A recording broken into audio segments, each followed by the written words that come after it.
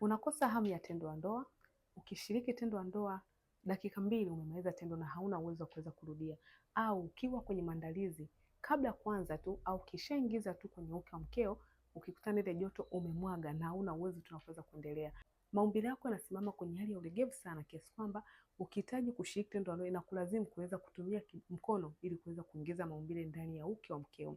Hizo ni changamoto zinazoashiria kuwa una tatizo la nguvu za kiume. Kama mwanaume unatakiwa kujali sana nguvu zako za kiume kwa sababu ndio wanaume wako. Ukiona kabisa hamu ya tendo la ndoa imeanza kupotea, ukiona huwezi kusimamisha maumbile kwenye uimara zaidi, ukiona hauna uwezo wa kurudia tendo, ukiona unashiriki tendo la ndoa hauwezi kurudia au maumbile yanasinyaa katikati ya tendo, unatakiwa kuchukua hatua mapema kabla changamoto haijawa mbaya zaidi. Jeni na afya ni suluhisho la changamoto yako. Nimesaidia wanaume wengi sana wenye changamoto za namna hii na leo wanafurahia ndoa zao. Popote utakapokuwa huduma yangu itakufikia. Hata wewe uliyeko nje ya nchi pia huduma yangu inakufikia pasipo shida ya aina yoyote ile. Nipigie kwa namba inayopatikana hapo utapata huduma.